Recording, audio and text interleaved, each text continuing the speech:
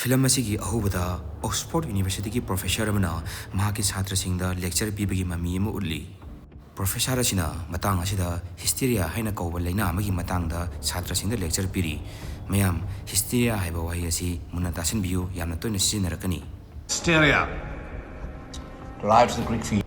ꯍꯤꯁꯇꯦꯔꯤꯌꯥ ꯍꯥꯏꯕ ꯑꯁꯤ ꯂꯩꯅꯥ ꯑꯃꯅꯤ꯫ ꯄꯦꯁꯦꯟ ꯑꯁꯤꯗ ꯐꯤꯖꯤꯀꯦꯜ ꯅꯠꯇ꯭ꯔꯒꯅ ꯃꯦꯟꯇꯦꯜ ꯁ꯭ꯇ꯭ꯔꯦꯁ ꯂꯩꯕ ꯃꯇꯝꯗ ꯅꯠꯇ꯭ꯔꯒꯅ ꯁꯦꯟꯁꯤꯇꯤꯚ ꯑꯣꯏꯕ ꯄꯥꯔꯠꯁꯤꯡꯗ ꯊꯦꯡꯕ ꯃꯇꯝꯗ ꯃꯁꯥꯅ ꯀꯟꯇ꯭ꯔꯣꯜ ꯉꯝꯖꯗꯕꯤꯗ ꯁꯥꯎꯕ, ꯀꯞꯄ, ꯅꯣꯛꯄ ꯑꯣꯏꯕ ꯌꯥꯏ꯫ ꯃꯔꯨꯑꯣꯏꯅ ꯃꯁꯥ ꯄꯨꯝꯕ ꯁꯥꯔꯩ ꯍꯧꯕꯒꯤ ꯇꯥꯏꯞꯇ ꯃꯈꯨꯠ ꯃꯁꯥ ꯀꯣꯟꯖꯟꯈꯤꯕ, ꯃꯁꯥ ꯄꯨꯝꯕ ꯊꯦꯛꯇꯣꯛꯈꯤꯕꯅꯆꯤꯡꯕ ꯇꯧꯔꯛꯄ ꯌꯥꯏ꯫ ꯄ꯭ꯔꯣꯐꯦꯁꯔ ꯑꯁꯤꯅ ꯍꯤꯁꯇꯦꯔꯤꯌꯥ ꯍꯥꯏꯔꯤꯕ ꯂꯩꯅꯥ ꯑꯁꯤ ꯗꯦꯃꯣꯟꯁꯇ꯭ꯔꯦꯁꯟ ꯇꯧꯅꯕꯒꯤꯗꯃꯛꯇ ꯍꯤꯁꯇꯦꯔꯤꯌꯥꯅ ꯅꯥꯔꯕ ꯅꯨꯄꯤ ꯑꯃꯕꯨ ꯀ꯭ꯂꯥꯁ ꯃꯅꯨꯡꯗ ꯄꯨꯁꯤꯜꯂꯛꯈꯤ꯫ ꯄ꯭ꯔꯣꯐꯦꯁꯔ ꯑꯗꯨꯅ ꯍꯥꯏꯔꯛꯈꯤ, ꯍꯥꯏꯔꯤꯕ ꯄꯦꯁꯦꯟ ꯑꯁꯤ ꯆꯍꯤ 30ꯃꯨꯛ ꯁꯨꯔꯦ, ꯑꯗꯨꯒ ꯕꯦꯊꯂꯦꯍꯦꯝ ꯍꯣꯁꯄꯤꯇꯥꯜ ꯑꯁꯤꯗ ꯑꯩꯅ ꯃꯍꯥꯛꯄꯨ ꯂꯥꯌꯦꯡꯗꯨꯅ ꯂꯥꯛꯄꯅꯤ꯫ ꯃꯇꯝ ꯀꯨꯏꯅꯗꯒꯤ ꯍꯤꯁꯇꯦꯔꯤꯌꯥ ꯑꯁꯤꯅ ꯅꯥꯔꯛꯄꯅ ꯃꯔꯝ ꯑꯣꯏꯔꯒ ꯍꯥꯏꯔꯤꯕ ꯄꯦꯁꯦꯟ ꯑꯁꯤ ꯑꯋꯥꯕ ꯀꯌꯥ ꯅꯪꯗꯨꯅ ꯂꯥꯛꯑꯕꯅꯤ꯫ ꯂꯩꯅꯥ ꯑꯁꯤꯒꯤ ꯃꯔꯝꯗ ꯁꯤꯝꯇꯝꯁ ꯍꯥꯏꯕꯗꯤ ꯂꯥꯏꯑꯣꯡꯁꯤꯡ ꯀꯅꯥ ꯍꯥꯏꯕ ꯉꯝꯒꯅꯤ? ꯁꯥꯇ꯭ꯔ ꯑꯃꯅ ꯍꯥꯏꯔꯛꯈꯤ, ꯃꯁꯥ ꯌꯥꯝꯅ ꯆꯣꯛꯊꯕ ꯐꯥꯎꯒꯅꯤ꯫ ꯑꯃꯅ ꯑꯃꯨꯛ ꯍꯥꯏꯔꯛꯈꯤ, ꯃꯈꯣꯡ ꯑꯃꯗꯤ ꯃꯈꯨꯠꯁꯤꯡꯗ ꯖꯤꯡ ꯂꯥꯎꯕ ꯐꯥꯎꯒꯅꯤ꯫ ꯁꯥꯇ꯭ꯔ ꯑꯃꯅ ꯑꯃꯨꯛ ꯍꯥꯏꯔꯛꯈꯤ, ꯁꯥꯔꯩ ꯍꯧꯕꯗꯧꯅ ꯃꯈꯣꯡ ꯑꯃꯗꯤ ꯃꯈꯨꯠꯁꯤꯡ ꯀꯣꯟꯖꯜꯂꯛꯀꯅꯤ ꯑꯃꯗꯤ ꯃꯁꯥ ꯄꯨꯝꯕ ꯊꯦꯛꯇꯣꯔꯛꯀꯅꯤ꯫ ꯄ꯭ꯔꯣꯐꯦꯁꯔ ꯑꯗꯨꯅ ꯃꯈꯥ ꯇꯥꯅ ꯍꯥꯏꯔꯛꯈꯤ, ꯍꯥꯏꯔꯤꯕ ꯂꯥꯏꯑꯣꯡꯁꯤꯡ ꯑꯗꯨ ꯎꯠꯄ ꯃꯇꯝꯗ ꯄꯦꯁꯦꯟꯁꯤꯡ ꯑꯁꯤꯅ ꯌꯥꯝꯅ ꯚꯥꯏꯑꯣꯂꯦꯟ ꯑꯣꯏꯔꯛꯄ ꯌꯥꯏ, ꯍꯥꯏꯕꯗꯤ ꯌꯥꯝꯅ ꯇꯝꯊꯤꯅꯤꯡꯉꯥꯏ ꯑꯣꯏꯕ ꯃꯑꯣꯡꯗ ꯂꯥꯛꯅ ꯐꯥꯅꯕ ꯉꯝꯃꯛꯇꯕ ꯌꯥꯏ꯫ ꯃꯔꯝ ꯑꯁꯤꯅ ꯄꯦꯁꯦꯟꯁꯤꯡ ꯑꯁꯤꯗ ꯑꯩꯅ ꯍꯥꯟꯅ ꯃꯥꯡꯖꯧꯅꯅ ꯍꯦꯔꯣꯏꯟ ꯀꯥꯞꯁꯤꯟꯗꯨꯅ ꯊꯝꯂꯕꯅꯤ꯫ ꯃꯇꯥꯡ ꯑꯁꯤꯗ ꯅꯨꯄꯤ ꯑꯁꯤꯅ ꯃꯍꯥꯛꯀꯤ ꯃꯁꯥꯗ ꯊꯦꯡꯗꯅꯕ ꯌꯥꯝꯅ ꯀꯟꯅ ꯍꯥꯏꯖꯈꯤ꯫ ꯂꯩꯔꯤꯕ ꯗꯣꯛꯇꯔꯁꯤꯡ ꯑꯗꯨꯗ ꯃꯍꯥꯛꯄꯨ ꯃꯇꯦꯡ ꯄꯥꯡꯕꯤꯅꯕ ꯑꯃꯗꯤ ꯃꯍꯥꯛ ꯑꯉꯥꯎꯕ ꯅꯠꯇꯦ ꯍꯥꯏꯅ ꯌꯥꯝꯅ ꯀꯟꯅ ꯍꯥꯏꯖꯈꯤ, ꯑꯗꯨꯕꯨ ꯀꯅꯥꯅꯁꯨ ꯇꯥꯕꯤꯈꯤꯗꯦ꯫ Help me! One of you! ꯃꯍꯥꯛꯀꯤ ꯃꯁꯥꯗ ꯊꯦꯡꯗꯅꯕ ꯌꯥꯝꯅ ꯀꯟꯅ ꯍꯥꯏꯖꯔꯕꯁꯨ ꯄ꯭ꯔꯣꯐꯦꯁꯔ ꯑꯗꯨꯅ ꯗꯦꯃꯣꯟꯁꯇ꯭ꯔꯦꯁꯟ ꯇꯧꯅꯕꯒꯤꯗꯃꯛꯇ ꯅꯨꯄꯤ ꯑꯗꯨꯒꯤ ꯁꯦꯟꯁꯤꯇꯤꯚ ꯑꯦꯔꯤꯌꯥꯗ ꯊꯦꯡꯈꯤ꯫ ꯈꯨꯗꯛ ꯑꯗꯨꯗ ꯍꯤꯁꯇꯦꯔꯤꯌꯥ ꯍꯥꯏꯕ ꯂꯩꯅꯥ ꯑꯗꯨꯒꯤ ꯂꯥꯏꯑꯣꯡꯁꯤꯡ ꯎꯠꯄ ꯅꯨꯄꯤ ꯑꯗꯨꯗ ꯍꯧꯔꯛꯈꯤ꯫ Tonic and clonic spasms. ꯃꯈꯨꯠ ꯑꯅꯤꯃꯛ ꯑꯃꯗꯤ ꯈꯨꯠꯁꯥ ꯄꯨꯝꯅꯃꯛ ꯈꯨꯇꯨꯝ ꯇꯥꯁꯟꯕꯗꯧꯅ ꯇꯥꯁꯟꯗꯨꯅ ꯂꯩꯈꯤ, ꯑꯗꯨꯒ ꯁꯥꯔꯩ ꯍꯧꯕꯒꯨꯝꯅ ꯃꯈꯣꯡ ꯑꯗꯨ ꯊꯦꯛꯇꯣꯛꯇꯨꯅ ꯁꯣꯔ ꯊꯤꯡꯕ ꯃꯈꯩ ꯂꯩꯈꯤ꯫ ꯄ꯭ꯔꯣꯐꯦꯁꯔ ꯑꯁꯤꯅ ꯗꯦꯃꯣꯟꯁꯇ꯭ꯔꯦꯁꯟ ꯇꯧꯅꯕꯒꯤꯗꯃꯛꯇ ꯅꯨꯄꯤ ꯑꯗꯨꯕꯨ ꯍꯤꯁꯇꯦꯔꯤꯌꯥ ꯍꯥꯏꯕ ꯂꯩꯅꯥ ꯑꯁꯤꯒꯤ ꯂꯥꯏꯑꯣꯡ ꯀꯌꯥ ꯎꯠꯍꯟꯗꯨꯅ ꯌꯥꯝꯅ ꯋꯥꯅ ꯈꯪꯍꯟꯗꯨꯅ ꯊꯝꯈꯤ꯫ ꯗꯦꯃꯣꯟꯁꯇ꯭ꯔꯦꯁꯟ ꯂꯣꯏꯕꯗꯒꯤ ꯅꯨꯄꯤ ꯑꯗꯨ ꯊꯥꯗꯣꯛꯈ꯭ꯔꯕ ꯃꯇꯨꯡꯗ ꯑꯇꯣꯞꯄ ꯄꯦꯁꯦꯟ ꯑꯃ ꯗꯦꯃꯣꯟꯁꯇ꯭ꯔꯦꯁꯟ ꯇꯧꯅꯕꯒꯤꯗꯃꯛꯇ ꯔꯨꯝ ꯑꯗꯨꯗ ꯀꯧꯁꯤꯜꯂꯛꯈꯤ꯫ ꯁ꯭ꯇꯨꯗꯦꯟ ꯑꯃꯅ ꯍꯪꯂꯛꯈꯤ, ꯀꯔꯤꯒꯤꯗꯃꯛꯇꯅꯣ ꯃꯍꯥꯛ ꯃꯁꯥꯅ ꯉꯥꯎꯗꯦ ꯍꯥꯏꯅ ꯍꯥꯏꯖꯔꯤꯕ ꯑꯁꯤ? ꯄ꯭ꯔꯣꯐꯦꯁꯔ ꯑꯗꯨꯅ ꯍꯥꯏꯔꯛꯈꯤ, ꯖꯦꯜꯗ ꯂꯩꯕ ꯃꯤꯄꯨꯝ ꯈꯨꯗꯤꯡꯃꯛ ꯃꯁꯥꯅ ꯂꯥꯟꯗꯦ ꯍꯥꯏꯅ ꯍꯥꯏꯖꯈꯤꯕ ꯉꯥꯛꯇꯅꯤ꯫ ꯑꯗꯨꯒ ꯆꯞ ꯃꯥꯟꯅꯅ ꯑꯉꯥꯎꯕ ꯅꯨꯄꯤꯁꯤꯁꯨ ꯃꯁꯥꯅ ꯃꯁꯥꯕꯨ ꯉꯥꯎꯗꯦ ꯍꯥꯏꯅ ꯈꯟꯖꯔꯤꯕꯅꯤ꯫ ꯅꯨꯄꯤ ꯑꯁꯤ ꯅꯈꯣꯏꯅ ꯉꯥꯎꯗꯦ ꯍꯥꯏꯅ ꯈꯜꯂꯤꯕꯁꯤ ꯀꯔꯤ ꯃꯔꯝꯒꯤꯅꯣ? ꯃꯁꯛ ꯐꯖꯕꯒꯤꯔꯥ? ꯑꯗꯨꯕꯨ ꯅꯨꯄꯤ ꯑꯁꯤ ꯌꯥꯝꯅ ꯁꯥꯊꯤꯅ ꯉꯥꯎꯔꯕ ꯅꯨꯄꯤ ꯑꯃꯅꯤ꯫ ꯅꯨꯄꯤ ꯑꯁꯤꯅ ꯔꯨꯝꯗꯒꯤ ꯊꯣꯛꯂꯛꯄ ꯃꯇꯝꯗ ꯑꯀꯣꯟꯕ ꯆꯪꯂꯛꯄ ꯄꯦꯁꯦꯟ ꯑꯗꯨꯗ ꯃꯨꯟꯅ ꯌꯦꯡꯂꯛꯈꯤ꯫ ꯃꯇꯥꯡ ꯑꯁꯤ ꯌꯥꯝꯅ ꯃꯔꯨꯑꯣꯏꯕ ꯁꯤꯟ ꯑꯃꯅꯤ꯫ ꯚꯤꯌꯔꯁꯤꯡꯅ ꯃꯇꯥꯡ ꯑꯁꯤ ꯅꯤꯡꯁꯤꯡꯗꯨꯅ ꯂꯩꯕꯤꯌꯨ꯫ And quite mad. ꯍꯧꯖꯤꯛ ꯃꯊꯪꯒꯤ ꯁꯤꯟꯗ ꯂꯥꯛꯂꯁꯤ꯫ ꯅꯨꯄꯥ ꯑꯃꯅ ꯃꯍꯥꯛꯀꯤ ꯂꯒꯦꯖꯁꯤꯡ ꯑꯗꯨ ꯄꯥꯏꯗꯨꯅ ꯎꯃꯪ ꯀꯌꯥ ꯐꯥꯎꯗꯨꯅ ꯂꯥꯛꯂꯕ ꯃꯇꯨꯡꯗ ꯂꯝꯕꯤ ꯂꯝꯃꯥꯡꯅꯗꯨꯅ ꯂꯩꯕꯒꯤ ꯁꯛꯇꯝ ꯑꯃꯅꯤ꯫ ꯍꯥꯏꯔꯤꯕ ꯅꯨꯄꯥ ꯑꯁꯤꯒꯤ ꯃꯃꯤꯡ ꯗꯣꯛꯇꯔ ꯑꯦꯗꯋꯥꯔꯗ ꯅ꯭ꯌꯨꯒꯦꯠ ꯀꯧꯏ꯫ ꯂꯝꯕꯤ ꯂꯝꯃꯥꯡꯅꯗꯨꯅ ꯂꯩꯔꯤꯉꯩꯗ ꯈꯪꯍꯧꯗꯅ ꯁꯒꯣꯜ ꯒꯥꯔꯤ ꯑꯃ ꯎꯃꯪ ꯑꯗꯨ ꯐꯥꯎꯗꯨꯅ ꯆꯠꯄ ꯃꯍꯥꯛꯅ ꯎꯔꯛꯈꯤ꯫ ꯁꯒꯣꯜ ꯒꯥꯔꯤ ꯑꯗꯨꯕꯨ ꯃꯍꯥꯛꯅ ꯇꯥꯟꯅꯗꯨꯅ ꯃꯍꯥꯛꯄꯨ ꯃꯇꯦꯛ ꯈꯔ ꯄꯨꯕꯤꯅꯕꯒꯤꯗꯃꯛꯇ ꯃꯍꯥꯛꯅ ꯍꯥꯏꯖꯈꯤ꯫ ꯁꯒꯣꯜ ꯒꯥꯔꯤ ꯑꯗꯨꯗ ꯇꯣꯡꯂꯛꯄ ꯅꯨꯄꯤ ꯃꯆꯥ ꯑꯗꯨꯅ ꯍꯥꯏꯈꯤ, ꯑꯍꯥꯟꯕꯗ ꯑꯩꯈꯣꯏꯅ ꯅꯪꯕꯨ ꯄꯨꯗꯨꯅ ꯆꯠꯅꯤꯡꯈꯤꯗꯦ, ꯑꯗꯨꯕꯨ ꯑꯩꯒꯤ ꯏꯄꯥ ꯑꯁꯤꯗ ꯅꯍꯥꯛ ꯑꯗꯨ ꯀꯩꯗꯧꯅꯨꯡꯗ ꯑꯉꯥꯎꯕ ꯑꯣꯏꯔꯝꯂꯣꯏ ꯍꯥꯏꯕꯗꯒꯤ ꯑꯩꯈꯣꯏꯅ ꯅꯪꯕꯨ ꯄꯨꯈꯤꯕꯅꯤ꯫ ꯑꯉꯥꯎꯕ ꯃꯌꯥꯝ ꯂꯩꯐꯝ ꯑꯗꯨꯗꯒꯤ ꯅꯍꯥꯛ ꯑꯁꯤ ꯅꯥꯟꯊꯣꯛꯇꯨꯅ ꯆꯦꯜꯂꯛꯄ ꯅꯠꯇꯦ꯫ ꯑꯉꯥꯎꯕ ꯃꯌꯥꯝꯒꯤ ꯂꯩꯐꯝ ꯑꯗꯨꯗ ꯅꯍꯥꯛ ꯑꯁꯤ ꯆꯪꯁꯤꯟꯕꯅꯤ ꯍꯥꯏꯅ ꯈꯪꯂꯛꯄꯗꯒꯤ ꯑꯩꯈꯣꯏꯅ ꯅꯪꯁꯦ ꯑꯉꯥꯎꯕ ꯅꯠꯇꯦ ꯍꯥꯏꯅ ꯈꯪꯂꯛꯄꯅꯤ꯫ ꯑꯗꯨꯒ ꯅꯍꯥꯛ ꯑꯁꯤ ꯌꯦꯡꯕꯗꯁꯨ ꯑꯉꯥꯎꯕ ꯃꯤ ꯃꯥꯟꯗꯦ, ꯂꯝꯕꯤ ꯂꯝꯃꯥꯡꯅꯗꯨꯅ ꯂꯩꯕ ꯃꯤ ꯃꯥꯜꯂꯤ꯫ ꯑꯉꯥꯎꯕ ꯃꯌꯥꯝꯒꯤ ꯂꯩꯐꯝ ꯑꯣꯏꯔꯤꯕ ꯁ꯭ꯇꯣꯟꯍꯔꯁ ꯍꯥꯏꯅ ꯈꯪꯅꯕ ꯖꯒꯥ ꯑꯗꯨꯗ ꯅꯍꯥꯛꯀꯤ ꯃꯔꯤ ꯃꯇꯥ ꯎꯅꯕ ꯆꯠꯂꯤꯔꯥ ꯍꯥꯏꯅ ꯅꯨꯄꯤ ꯃꯆꯥꯗꯨꯅ ꯍꯪꯂꯛꯈꯤ꯫ ꯗꯣꯛꯇꯔ ꯅ꯭ꯌꯨꯒꯦꯠꯅ ꯍꯥꯏꯔꯛꯈꯤ, ꯑꯩꯍꯥꯛ ꯁꯥꯏꯀꯤꯌꯥꯇ꯭ꯔꯤꯛ ꯗꯣꯛꯇꯔ ꯑꯃꯅꯤ꯫ ꯁ꯭ꯇꯣꯟꯍꯔꯁ ꯑꯦꯁꯥꯏꯂꯝ ꯍꯥꯏꯔꯤꯕ ꯑꯉꯥꯎꯕ ꯃꯌꯥꯝꯒꯤ ꯂꯩꯐꯝ ꯑꯗꯨꯗ ꯑꯩꯍꯥꯛꯀꯤ ꯇ꯭ꯔꯦꯅꯤꯡꯒꯤꯗꯃꯛꯇ ꯆꯠꯄꯅꯤ꯫ ꯋꯥꯍꯩꯁꯤꯡ ꯑꯗꯨ ꯈꯪꯗꯕꯗꯒꯤ ꯅꯨꯄꯤ ꯃꯆꯥꯗꯨꯅ ꯉꯛꯅ ꯌꯦꯡꯂꯛꯈꯤ꯫ ꯗꯣꯛꯇꯔ ꯅ꯭ꯌꯨꯒꯦꯠꯅ ꯍꯥꯏꯔꯛꯈꯤ, ꯁꯥꯏꯀꯤꯌꯥꯇ꯭ꯔꯤ ꯍꯥꯏꯔꯤꯕ ꯑꯁꯤ ꯀꯣꯛꯀꯤ ꯂꯥꯏꯅꯥ ꯅꯥꯔꯤꯕꯁꯤꯡ ꯑꯗꯨꯗ ꯁ꯭ꯄꯦꯁꯤꯑꯦꯂꯥꯏꯖꯦꯁꯟ ꯇꯧꯕ ꯑꯗꯨꯕꯨꯅꯤ꯫ ꯑꯉꯥꯡ ꯑꯗꯨꯅ ꯃꯈꯥ ꯇꯥꯅ ꯍꯥꯏꯔꯛꯈꯤ, ꯅꯍꯥꯛꯅ ꯗꯣꯛꯇꯔ ꯑꯣꯏꯕ ꯇꯥꯔꯒꯗꯤ ꯌꯥꯝꯅ ꯑꯐꯕ ꯗꯣꯛꯇꯔ ꯑꯃ ꯑꯣꯏꯒꯅꯤ, ꯃꯔꯝꯗꯤ ꯅꯍꯥꯛ ꯑꯗꯣ ꯍꯦꯛ ꯌꯦꯡꯕ ꯃꯇꯝꯗ ꯌꯥꯝꯅ ꯐꯕ ꯑꯃꯗꯤ ꯊꯧꯖꯥꯜ ꯌꯥꯝꯅ ꯆꯥꯎꯕ ꯗꯣꯛꯇꯔ ꯑꯃ ꯃꯥꯜꯂꯤ꯫ ꯑꯁꯨꯝ ꯇꯧꯅ ꯋꯥꯔꯤ ꯁꯥꯗꯨꯅ ꯂꯥꯛꯄꯅ ꯁ꯭ꯇꯣꯟꯍꯔꯁ ꯑꯦꯁꯥꯏꯂꯝ ꯍꯥꯏꯔꯤꯕ ꯑꯉꯥꯎꯕ ꯃꯌꯥꯝ ꯑꯗꯨꯒꯤ ꯂꯩꯐꯝ ꯑꯗꯨ ꯌꯧꯁꯤꯜꯂꯛꯂꯝꯃꯤ꯫ Jaga adu yokchalakpa matamdadi Dr. Newgate yamna angakpa fawki maramdi mafam adudi miyoibadi lairadana jiba panba phawna leibada yamna nungairadaba jaga amani. Gate adu namduna yengba matamda gate adu londuna leirami. Kana leibage gate adu hangdokpiyo haiduna John na gate adudagi yamna hauna lauki. Khangaudana gate manung adudagi nongmai paba nupa kharana kanano haina hanglaki. Who the fuck might you be? Dr. Aduna haiki ehak Oxford University dagini ehak eming Dr. Edward Newgate kawi. Gate manungda ehak changjarakpa yagadra mafam asigi superintendent aduda ehak lakani haina hapta amagi mamangda chithi iduna khangan khrabani. Nupa aduna harauna gate hangdoktuna Dr. Aduba changalami. Nupa aduna haidaki aigi eming fin kawi angawa mayam lefam asigi ehak na health security ni.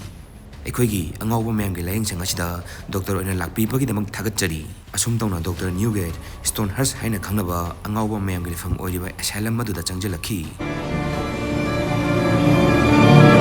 Head security fin haidaki Stonehearst hairiba asylum asida miyoi chanirom lei.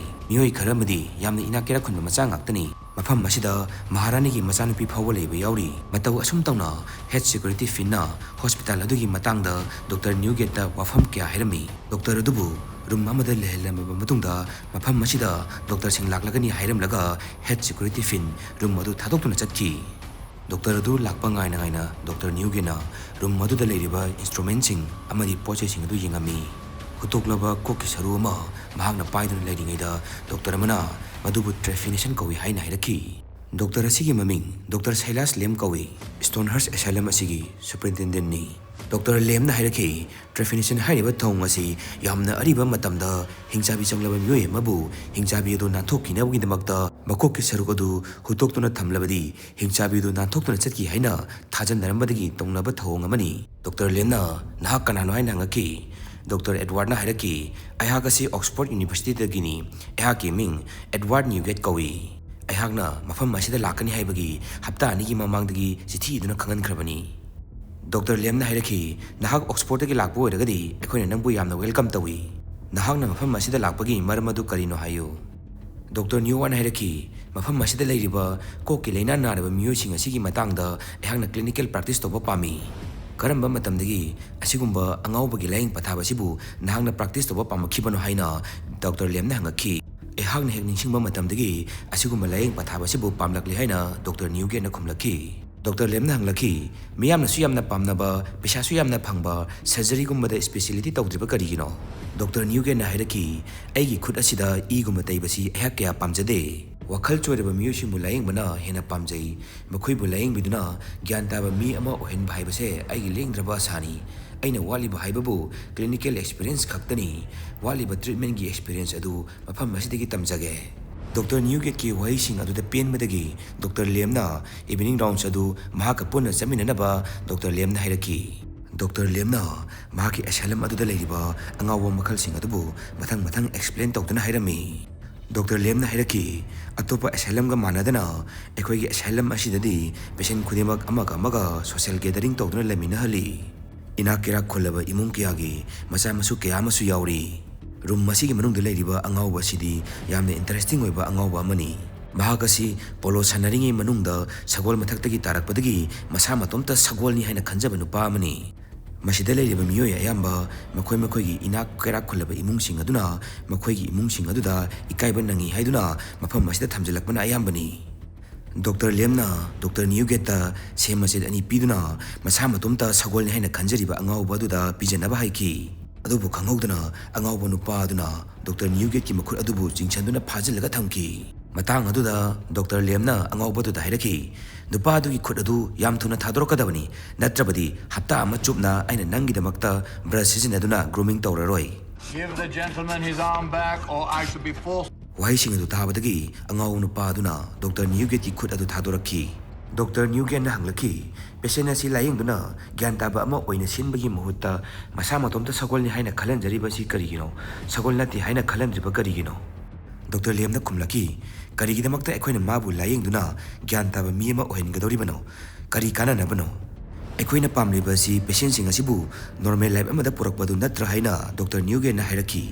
Masa matomta sagolni haina kanjaduna yamna haraujana yamna nungaina leijariba misak amabu ekhoina karigidamakta layengduna atopa mi amamu onthokadoribano wahayising asi hairamlaga Dr. Lem atopa patient yengnaba chatki. Make a miserable man out of a perfectly happy horse. Superintendent oriba Dr. Lem na makatana haiki mafam masidadi ekhoina bromide sing sizinaduna patient singbu pangdahanduna thamde makhoi khanjariba wakal amadi makhoi leiriba sangsara duda aduma kaidana ayet papiduna thammi. Dr. Lemna nurse nupi amada angawba nupi amabu ngasi sak kharbra haina hangki nurse nupi aduna chaw haiba yadi haina khumlaki. Dr. Lemna hairaki masida uriba nupi asi mahaki machaduna halaktri fawba charoi thoi haina chapyungna leptuna leikrabani adubu asengmagidi mahaki machadu landa sikrabani. Feeding tube sizinabadi kari kai haina Dr. Newgen hairaki. Dr. Lemna haipet chaurabna hairaki adugumlaba yamna tamthiningai oiraba patient yamna wagadaba method chamata mafam asida sizinade. Dr. Newgen khumlaki feeding tube sizinaba sidi yamna tamthiningai oiba thawung chingde. Feeding tube sizinabana sibadagi kanba ngamgadoribani. Dr. Lemna makhatana hairaki asiba haiba sidagi kanana su nanthokuna chatpa ngamoi. Mi amagi maraibakta tamlakpa haibase nanthokuna chatpa yararoidabani. Punamak singasibu semtoknaba honariba doctor do apangmani hairamlaga Dr. Lem chatki. Dr. Lemgi wahayising asi tabada Dr. Newgate yamna angakpa fawki mahangna atopa hospital thingnarkiba experiencing aduga mafam asida thingnariba experiencing asiga yamna khenabagi mami ama uki. Evening rounds ki makha tarkpa oina Dr. Lemna hairaki mafam asida nupi ama lei mahagasi karigumba matamda emotional stress leba matamda natragana mahake sensitive area da akoina thenguba matamda mahaki masadu sarai hawdawna makhwang thektok kibiyai adu natragana makhut masadu kadrak laksinduna leikibiyai hairiba leina adu hysteria haiba leina adu mali haina Dr. Newgen na khumlaki. Adu iba taragadi hairiba leina asigidamakta nahangna kari treatment chathagani haina Dr. Lemna Dr. Newgen ta hanglaki. Dr. Newgen na khumlaki hairiba patient adu ekhoina massage tawbibiyai natragana potassium bromide hairiba hidak adu sizinabiyai. Dr. Lemna hairaki ehangna pamliba answer ase nahakna sagi oiba wakhalon aduni lariktagi simha puraga hairakpa adu nate. Potassium bromide ki wakhalon adu kokthoko nahakna patient adu gidamakta karamba laying patap chathagadagi haibado wakhal munna khalaga hairau. Asum tawna Dr. Lem amadi Dr. Newgate hysteria na naraba nupi dugi manakta lakhi. Asylum asida leramliba nupi asi film asigi ahanba sinda professor amana hysteria naraba nupi amabu satragi mamangda demonstration tawkhiba nupi adumangni mafam asida mahakki nupana transfer torokpani. Dr. Lem amadi Dr. Newgen na mafam adu yorokpa matamda hysteria na naraba nupi adu piano khongduna masada akiba amata fawduna wakhal nungaina lerami. Nupi adugi fajaraba saktam adu ubada Dr. Newgate pungaw ngawki nupi ado angawbini haiba phawba kauthoki. Matang aduda Dr. Lemna Dr. Newgate hangaki nahak hawjik hayu nupi asida karamba layeng pathap chathagani. Dr. Newgate na haiphet momon noktuna music haina pakhom piraki. Nongmagi manungda yamdrabada ahumlakti music sizinaduna nupi asibu layeng ba yagani haina Dr. Newgate na pakhom piraki. Pakhom adu tabada Dr. Lem yam haraujaki aduga Dr. Newgate pasu thagatpa wahi phongdoki. Dr. Lemna hairaki nupi sigi maming Lady Charles Graves Eliza kawi Miss Graves hairasu khangnai. Mahaki nupa adu yamna inakera khunba maran mathum yamna leiba phamnaiba amagi imung manungni.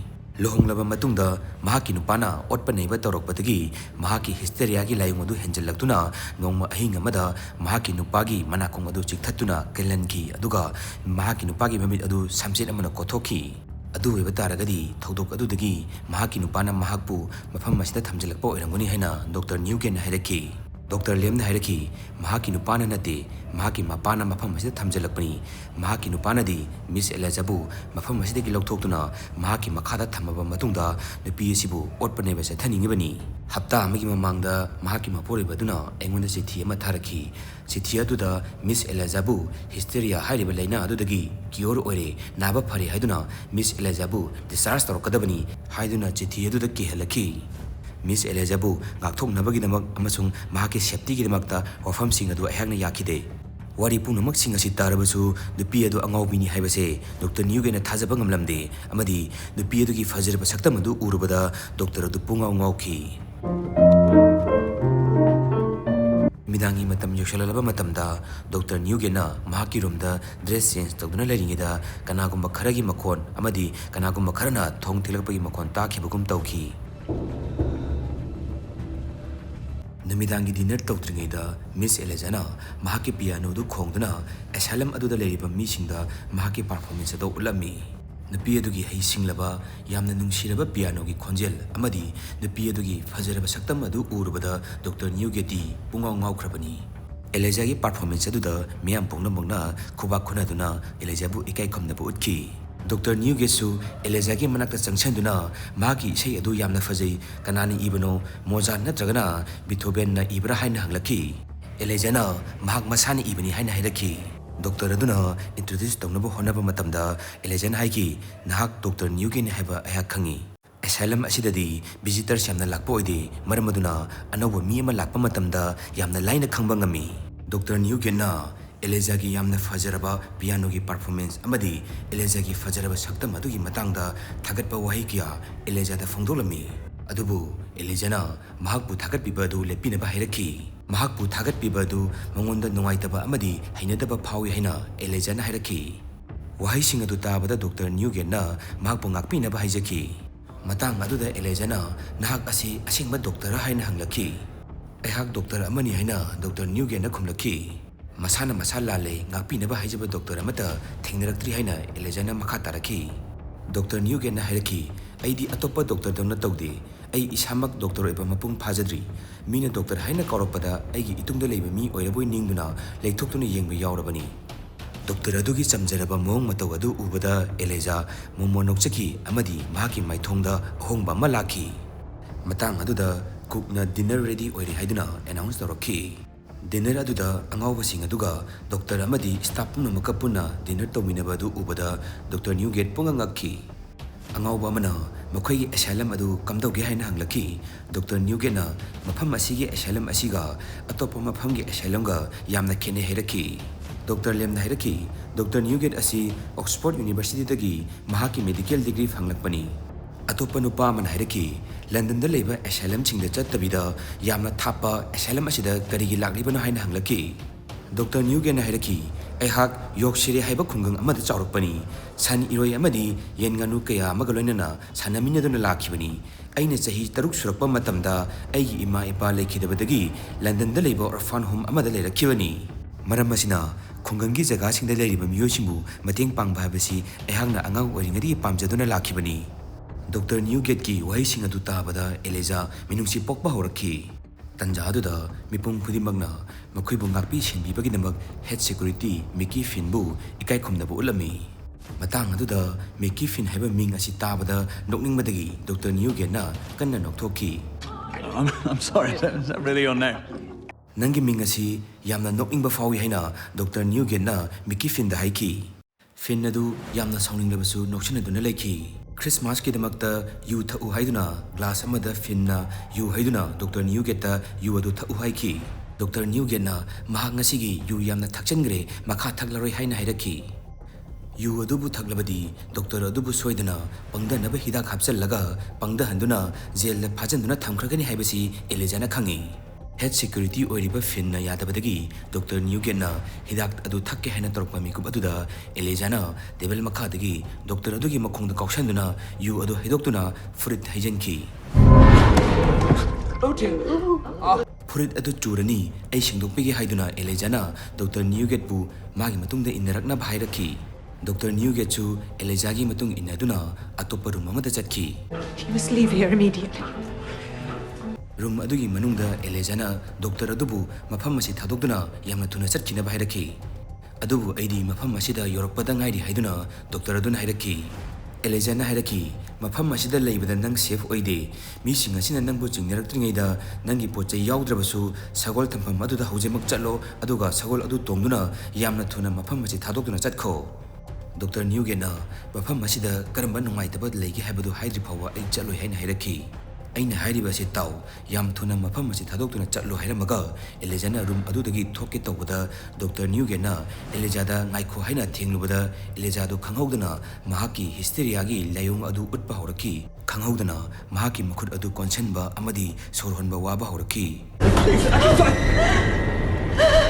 matang aduda Dr. Newgate na mahak lalle soikre mahana tawgiyona tawbana di haina Eliza da haijaki Eliza matam aduda thong adu hangdoktuna room adudagi chenki Khudong thiba lakpa yai khanbadagi Dr. Newgena room manungda magi nongmai ama bag manungdagi puthoktuna nongmai maru adu check tawduna thamki. Matang aduda khanghaudana mamangna tarakhiba khonjel gumna kanagumba amana thong thilakpa amadi migi khonjel tarakhi. Mahakna khonjel adugi maikai yengduna room aduda thiba matamda khonjel adu magi roomgi hoba amagi makhada leiba tunnel amadigi oirami. Mahakna tunnel adu yongnaba Hysteria da kumdaduna yengba matamda tunnel adugi nakanda room ama thingnarami. Room adugi thong hangdokpa matamda basement ama lerami. Basement adugi Hysteria aduda kumdaduna yengba matamda khanghaudana nupa amana mabu kanbiyu haiduna jail manung adudagi Dr. Newgate tamna khud adu lamthorakhi. Madugi matungda yamlaba miyoi kiyana kanbinaba haiduna koilaw lawnaraki. Ekhoibu thadokpiu chanaba piu haiduna khutsinga du mathang tingthongnarakhi. Jail aduda leramba nupi ani masu makhoibu thadokpinaba amadi makhoibu mateng pangminaba yamna kan hairakhi. Nakandagi nupa amana nahak kanano haina hanglakhi. Aihak doctor amani haina Dr. Newgate na haiki. Nupa aduna hairakhi oidaba nganganu aihak nahakbu amukta ukidri nahak mafam kadaidagino. I Oxford University dagi lakpani haina Dr. Newgate na haiki. Nupa aduna hairaki adu oiba taragadi nahakna aikhoibu jail asidagi thadoknaba honagadabani aikhoi sing asi angauba natte. Nupi sing amadi atai jail manungda leiriba mayam punamana makhoi sing adu angauba natte haina lawnaraki. We're not mad! We're not mad! Dr. Newgate na hairaki hojikti nimidangi matam oire hayeng hek nunganbaga ayuki matamda Dr. Lemga tanaduna nakhoibu thadoknaba honage. Nupa amana hairaki nahakbu apangba miro nahakna mafam asida laami haibase Dr. Lemna hek khangba mikup aduda nangbu miha thina hatokhigani. Jail asigi so adu mikir fin hairiba nupa adudagi horalaktuna thong asi hangdoktuna ekhoi punam pukalu. Hayeng ayuk thingnarasi hairamlaga Dr. Newgate na satki haina leithorokpa mikup aduda nupi amana Dr. Edward Newgate haina mangonda kaurakhi. Dr. Newgate na leithoktuna yengba matamda nupi amana kaubo oirami yamna ngakna aigi ming matau karamda khanglibano haina hanglakhi. Nupi aduna hairaki nahakna Oxford University dagi mafam asida tharakhiba chithi adudagi khangbani. Nakanda leiriba nupa adunasu Dr. adugi maming ningsinglakhi. Nupi aduna makhatana hairaki Lem hairiba nupa asina ekhoibu jail asida phajanduna thamdringaida nahakki chithi ado mafam asida yorakhibani. Dr. Newgate na hairaki mafam asida tarumliba asi kanana lalibano natraga kanana chumlibano haibasi aihak gyan amata tadre haina hairaki. Matang aduda jail aduda leba miyosing aduna mathang masak taklakhi. Nupi aduna hairaki aigi ming Marian kawi Asylum asigi head nurse ni. Nakandagi nupa amana hairaki aigi ming Charles Selwick Asylum asigi chief medical officer ni. Charles Selwick, chief medical officer. Nupa amana mu hairaki aigi ming William Paxton kawi head security ni. Nakandagi nupa aduna hairaki aigi ming Dr. Benjamin Sol Stonehearst Asylum asigi asengba superintendent ni. Superintendent of Stonehearst. Dr. Newgate na yamna ngakna hanglakhi nahakna mafam asigi superintendent oirabadi Dr. Lem asina kana oirabano. Dr. Benjamin Sol na hairaki Lem hairiba nupa asi yamna khudong thiningai oiba amadi yamna sathiba Asylum asida leiba angauba amani. Matau karamna mahana Dr. oinan leiraga nakhoina jail manung asida leiramlibano haina Dr. Newgate na hanglakhi. Asengba superintendent oiriba Dr. Sol na hairaki surgery tawbada anesthesia oina sizinaba chloral hydrate saiba hidak ama yuda hapchanduna ekhoibu pangthanduna jail asida phajanduna thamlakhibani. Hairiba hidak asi hena thaksilabadi mi phawa siba yai. Nimitugi nimidangduda Dr. Mari amadi nurse home punna miyoi tare siki. Mikifin hairiba angauba duga Lem hairiba nupa dugana plan pumba sinduna ekhoibu phajanduna thamlakhibani. Nakanigi chief medical officer aduna hairaki makhoina piragliba chana thangnaba sidi yamna yamdabana maram oiraga aduki matik aikhoi haksang asi sole asuma tawrabadi aikhoi soidana siragani so adu huranduna aikhoi bu thadokpiu. Asengba superintendent oiriba Dr. Solna hairaki mafam asidagi aikhoina nanthokduna chelabasu makhoina akhoibu yamna laina tanaduna aikhoibu hatokhini. Leiriba angawbasing asidi mi hatpada halengba leitraba yamna sathiba nomai paiba ngaktani aikhoina makhoiga lamba tawbasi oithoktabani. Pambai ama khakti lei hairiba pambai adudi Dr. Newgate naha khaktani. Nursing aduna su hairaki Dr. Newgate naha khaktana aikhoibu kanba ngamgani Superintendent oriba Dr. Sol na hairaki nahak mafam asi thaduduna city da yamna thuna chatko aduga police putana mafam asi da lau madu khaktana ekhoi bu kanba ngamani Dr. Newgate basement adu thadokuna chenki ahingi matamni Eliza amadi nurse sabi angaubi aduga room manungda leiringeda khanghodana thong adu thilakki ahingi matam oibanina makhoi animak yamna akiba phawrami thong adugi ohobada yengba matamda thong thilariba adu Dr. Newgate oiduna lerami खुदक अदुदा एलेजाना थोंग अदु हांगतोखी मदु हेक हांगतोपगा doctor Newgates ना hierarchy एखोय निमक पुना होजिमक मफम सि थादोक्तुना यामना थुना चतख्रसि We must leave here immediately. एलेजाना हायरकी ममांग दा अइना यामना थुना चतख्रोना हाइखबनी हौजिकती हेड सिक्युरिटी मिकी फिन अमदी महाकी मीना नागपु क्वेश्चन सिनदुना लेख्रबनी डॉक्टर न्यूगेट्स ना हायरकी हॉस्पिटल असिगी असेंगबा डॉक्टर सोल अमदी महाकी स्टाफ सिंग बेसमेंट दा फाजनुना थंबादु अइना थेंगनरे Eliza Naraki, Nang basement the Salubadu, Lem Amadi, Miki Finna Kankrabadi, Nang Awa from the Tagani. To Nugan Haraki, Ponamosinadu, Kona Kanarasi, Hojik Nahaki, Kod Ataba Malisalu, Minataragi Manunda, Sawal Tampa Maduda Lau, Sawal Singadu Huranduna, City the Satuna, Police in the Mating Lorsi. Elizana, Sarup down Haraki, Nanga Ise, Nanga Chaminagani Haina Kalibasi, Karamba Wakalon Dagino. Nahak Yaudunadi, I Mapamasi Tadokuna Chatway Haina, Dr. Adun Haraki. Wahayising adu tabada Eliza thuk lauba fauki amadi khanghodana misak amana magi damakta lepi bakum khanki Dr. Newgate na makha taraki Asylum asi asengba doctor leiba nate angawa mayam aduna asengba doctor sing adu bu phajanduna thamlaga angawa sing aduna Dr. Sarga hospital asita lesalibani Eliza na hairaki punamuk sing ado aisu khangi angawa sing adu gi marakta aisu yauribani Tanjadu the Kangodana, Lem Amadi Mikifin, Makoitan Sangelaki, Aduga, evening round Lorabra Haina, Dr. Newgate Hanglaki. Evening rounds are finished, Doctor. Yam Pakana Elezana Heraki, Dr. Asina, Magi Rungi Lambiado, Karambano Kangri Haina Hanglapatagi, Aina Takpirambani. I was just giving Dr. Newgate directions back to his room. Dr. Newgate Nasu Heraki, Ehak washroom Tirubani, Halakpada, Room Tabalambido Kangdabadagi, Miss Elezada Hangjirambani. Hojikti Lambiado Kangi Heramaga, Dr. Newgate Natchanaba Toraki, Matamaduda, Liamna, Ayuki morning round joint Tonava Heraki. Dr. Newgate Natchat Kraba Matunda, Liamna, Eliza Hanglaki, Anobo Dr. Asina, Makwena Toriba Mayamadu, Kankrabara Haina, Elizana, Hojuk Pawi and the Kangri Haiki, a queen lady by Ashalamasi Matanga, Kanasu Kangan Bayadi Haina, Liamna Hedaki. Elizana Hedaki, a queen Toriba Punamak Singasi, Queen at the Wayaroi, mean a Sweden Kangarakani. Hojik income talo shalakadore, Kalen of Shalapada, patient give familina, patient unabalak narakani, Matamaduda, Equina Toriba Aramba Punamag, Miam the Kandarakani, Asingba Dr. Singatu, Equina Kadon the Pazan Tambayara Oi, Lem Naheraki, Bitribi Ashida Lady Bamipum Kudimagna, Equibu Mangan Bapami, Isagi Pimilina Fau, Equibu in Tokuna Tambi, Makwe Manaktali Henning Kanamatana Equibu, Yingsinbala Oi, Nankarisu Waning Oide. Adubu, ay husband na ibulok tokuna, mahaki makata tamna ba honarkani haina, Eliza na hairaki. Asylum asigi manung dabu layrabadi, ay nanangbu matam chupata ngaktokani haina, Lem na Eliza da promise tokuna hairami. You will always be safe within these walls. Somdana, Dr. Newgate na kitchendagi chana thaknaba amadi, hidak langthak kayama, kitchendagi huranduna magi bag adu da hapchalami.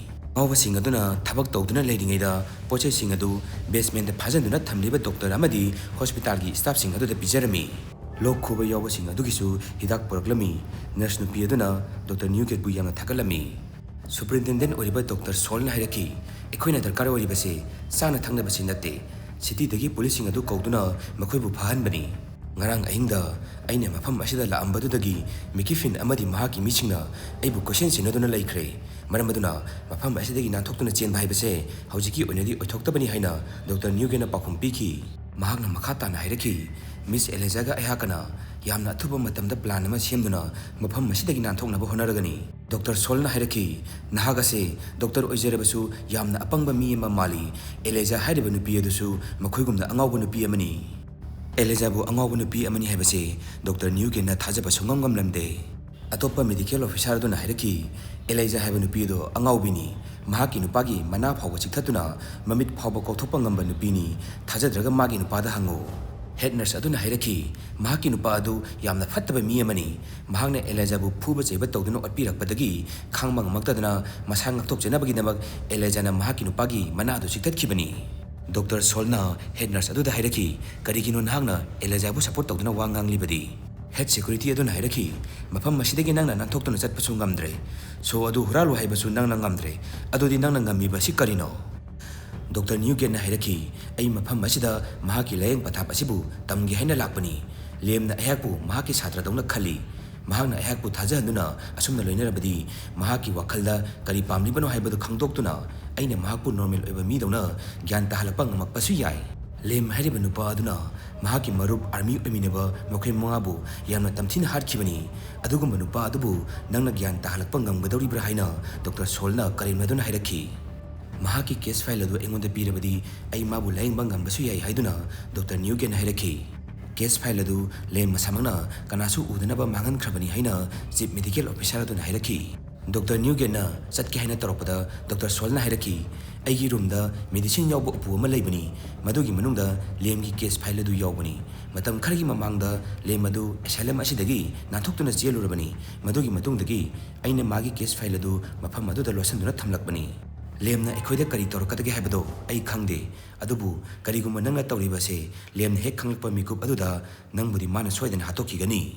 Dr. Newgate Dr. Sajanariba lem amadi mikifin morning round tawba horaki. Patient amagi room da yawshelaklami patient aduna nahebagi makhon room adugi mapandagi taraki.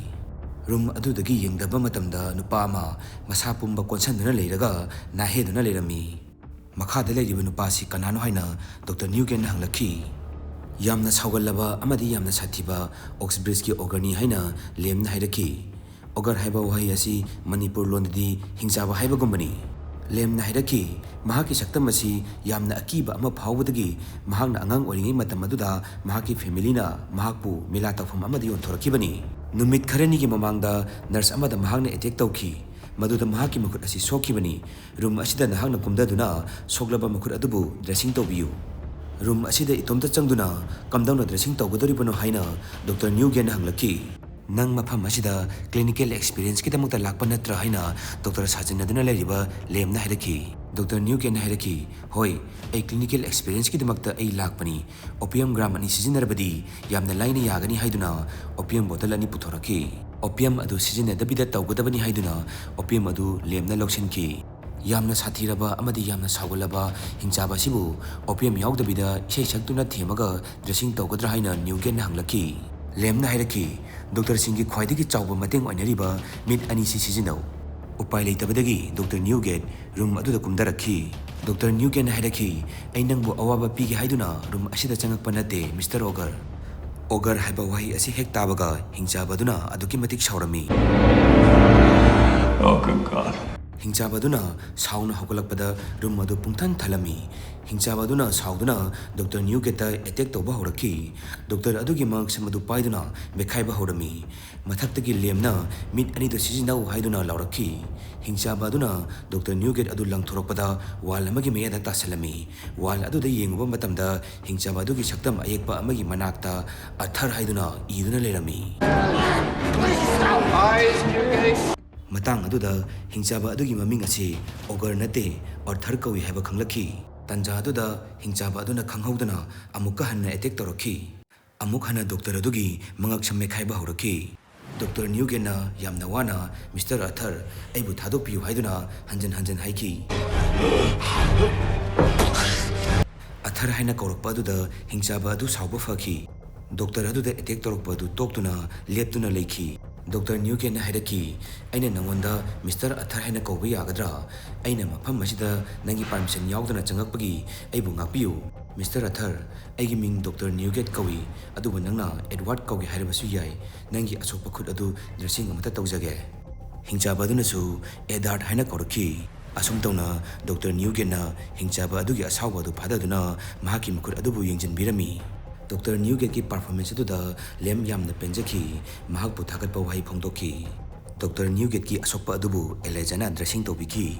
Mikifin amadi mahaki misingna Dr. Newgate bu question sinaduna leiki. Nahakse yamna apangba mi amani aina ngangba sungta tade mafam asigi mina nahakna tawribasing asi khangna ritringaida mafam asi thadoktuna ngahana chalaugadabani haina elejana hairaki. Dr. Newgate na elejada hairaki mafam asida nangna leibada yamna khudong thiningai oi. Elijahna hairaki aigidamagta karisu wabirunu ai mafam asida yam sep oina leiri basement da phajanduna thamliba doctor sing aduna kamdau haina doctor aduna hanglaki Elijahna hanglaki head nurse Miss Pite amadi atai nipi sing adu basement gi jail aduda yamna wana khanghaubra doctor aduna hairaki makhoi khang natana jail aduda leiriba mi khudimak chaba thakpa fangdana yamna wana khanghawi thajadragana nangna samak chattuna yenglucho natragana lemna tawriba si nangna support tawbagira Elijahna saungna khumlaki asylum asi matau karamna chalairamage habado nangna khangoi Dr. Sol amadi mahaki mishing ado yamna phattaba amadi yamna tamthiba myoi ngaktani mafam asida leiriba patient singbu makhoina otpi nei biba amadi namja namthikpiba ngaktani laying bagi namada makhoina patient singbu phi amata thonghandana phubiba kato karan tawbiba ngaktani table da ekhoibu khut punchinduna thambiki drugs kaya kapsanduna ekhoibu wakal chuhelaga thambiki inglaba ice water kaya hajinduna ekhoibu otbiki masidagi henba kaya ama patient singda chathaduna lakrabani nangna gyan taba ngamloi matang aduda doctor aduna mahaki machada leiriba dakhomsing adu ulami aduga Elijahda hairami mibu otpiba ne bibagi chaina ado aisu khangi ngasi haiba numit asidagi nangbu amuk hana wahalaroi kanana su nangbu sokhanba ngamlaroi aina nangbu senagani aina wasaktuna hairi haina doctor aduna haiki That you will never again have to suffer the way Elijahna hanglaki nangna aigidamakta asuk yamna khanbiriba si karigino doctor aduna haiki angawba meyam asigi leifam asida nangna asumna wana khangduna leibase ai yengba ngamde adubu Elijah mafam adudagi hawgatuna chatki somdana jailda leiba chief medical officer aduna jailgi thongnaw adu samasama sijinnaduna phaktongnaba kanna honari head security aduna mana tawriba du taningde tumine leinaba hairaki makhoi ani adu mingai changdanaraki matang aduda thongnaw adu paiduna jinglubada thongnaw adu nanthoraki makhoi animak yamna harauki khudak aduda thongnaw adu lokthokduna asylum adudagi nanthokduna chenki Wait! Hurry! Get help! Hurry! somdana Dr. New Getna Dr. Solki room da changduna lem hariba angawba dugi case file adu huranba changaki matam khara thiraba matungda case file adu wardrobe amagi manungda fangki case file adu hangdoktuna yengba matamda lem hariba angawba nupa adugi personal aiba case file ama yawduna lerami adubu tanja aduda khanghoduna lem amadi mikifin room aduda changjalaki khudak aduda wardrobe adugi manungda mahaksu lottuna leiki Dr. Newgate asi jail da fajanduna thamgadabani haina mikifin na lem da hairaki lem na hairaki haujiki oina hospital asi chalaibada medical degree pairaba Dr. Newgate asi darkar oi mikifin na hairaki Dr. Newgate hek lakpadagi nahak yamna change tawre lem na hairaki asembagi oinadi Dr. Newgate asi yamna phaba doctor amani patient singbu yamna care lobi Dr. Solgumna tawde patient singi awabado khangi amadi understand yamna tawi mikifin na hairaki aikoina phajanduna thamliba doctor sing asi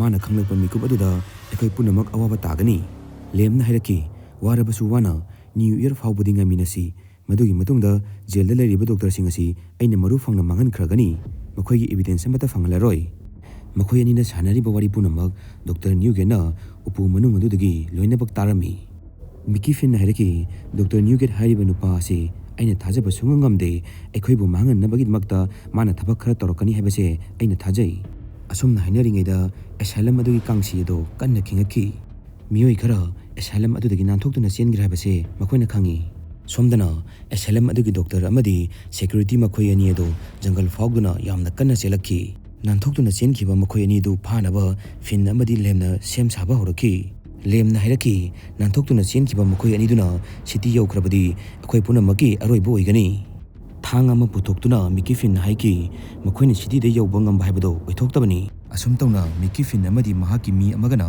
sagol tongduna nanthokhiba mi sing adubu tanaba horaki thawaidabu hinglabadi haiduna makhoi ani adu jungle sing adu fauduna adugi matik kanna chelaki adubu sagol sing aduna khongjel yangba hen manina makhoigi manakta yaushelaglami